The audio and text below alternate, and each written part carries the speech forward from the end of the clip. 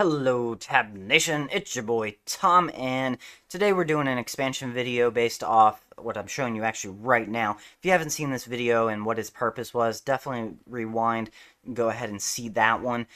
Basically, just to sum it up real quick, I had a folder with over 4,000 some images, and they had very generic names. I had to rename them all, and doing that myself would have been insane.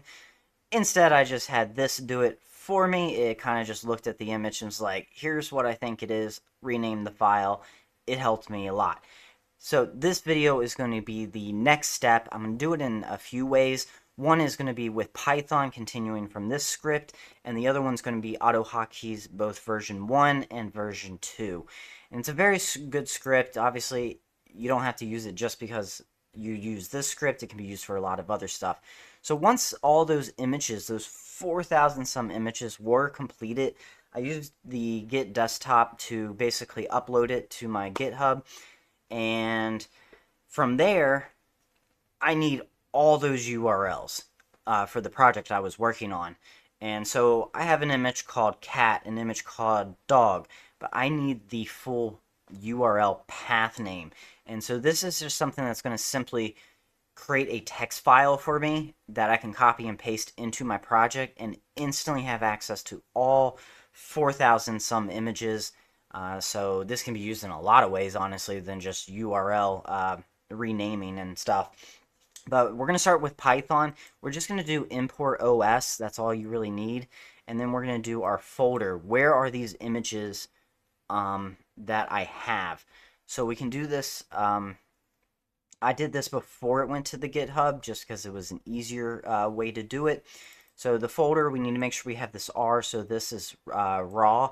That way all these backslashes aren't seen as escape characters. So make sure that R is there. Once again, check out the link or the links in the description. I will have one for each of these files so you can pick which version you want to use. And if you guys tweak anything, let me know in the comments below. And if you use it for any other project, that would be kind of cool to get some ideas out there of, what else this could be useful for. The next thing we need is our base URL. And I simply just knew already where this was going, what I was going to do with it in the folder, and uploaded it. So I went ahead, I went into one of the sample images, copied the URL, and just deleted the file name from a previous file I had in there, because this is what I need to add to the beginning of every single image. Or I guess the other way to say it too is add the image name to the end of this URL for all 4,000 plus files. We're going to output it. You can rename it. I just have it named image underscore URLs, and it's a text file. Obviously, if you want it named something else, as like project1.txt, go for it. It's whatever you want to do. That's pretty much the three major lines of code. Whoops, jumping around here. So line 4, 7, and 10 are the main things you guys need to change. Everything else you're really not going to have to mess around with. It's just going to pretty much do it unless you need to change some type of formatting for some reason in your text file. Mine just does like a line break, so one URL per line. If you want, you could always change this and have it like, one long string with just a comma in between. It just depends on the format, but for the most part, I think anybody using this is really just going to want to have one URL per file. But you could add like coding format here in case that you don't want to do the coding. You can have it do it here and just copy and paste and bam. I know that sounded complicated, but hopefully if you're coding, you know what I'm kind of getting at there.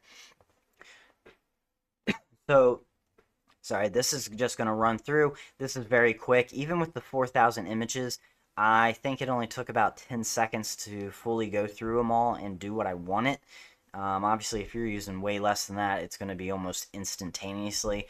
Like I said, 4,000, that was a lot to throw into a text file, but it's still insanely quick. All right, so that is the Python one. Let's go ahead and jump over to Notepad++. Everybody always gets at me, why are you using Notepad++? I just am someone who likes AutoHotkeys in Notepad++, just because I like the simplicity of both, and I think they work together. I always get comments on that. I do like VS Code for Python and other things, but I don't know. Notepad++ has just kind of like always been my AutoHotkey location, just because that's what I started with it, and just think they work together. But anywho, so let's go ahead and look at version 1 actually. For the most part, it's kind of the same concept here. Obviously, a lot more simpler code. You're really not going to be doing much here after line 6, unless you want to change the message box or what it does after it's complete. Mine just says, hey, URL saved to, and then the output file name, which is up here. Now, the thing I like about AutoHotkeys with this is I have it just very simple. Obviously, I have a lot of spaces in here that don't need to be here, so it's really only about 10 lines of code. But same thing, your folder, just, copy and paste the folder path there. Get that URL like I did in Python, so I just copied from the Python over to here. What do you want to name the output file? Once again, just change this to whatever you want. And then after that, yeah, that's all you need to do. Run your script, and you're good to go. Honestly, I think this took a little bit quicker with 4,000 images than the Python code. That kind of confused me. I'm not sure why, but this ran in about half the time that it took the Python to run.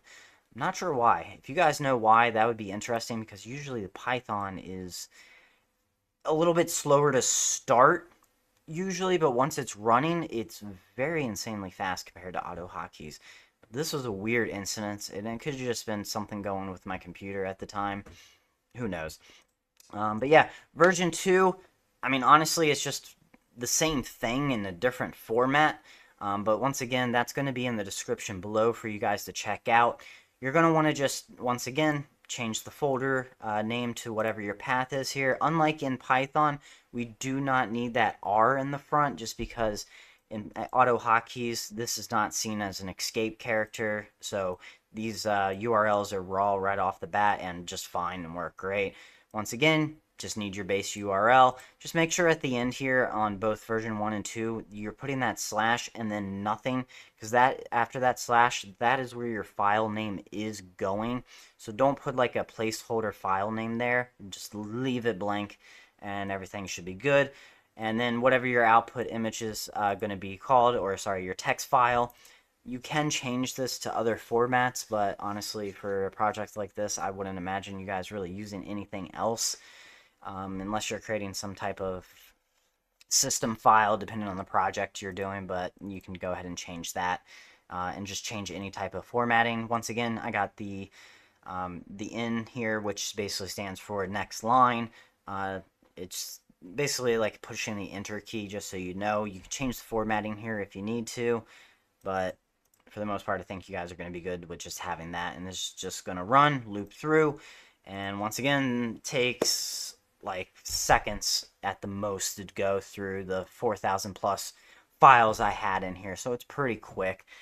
But you guys can manipulate, especially with AutoHotkeys, this kind of stuff for anything outside of URL stuff.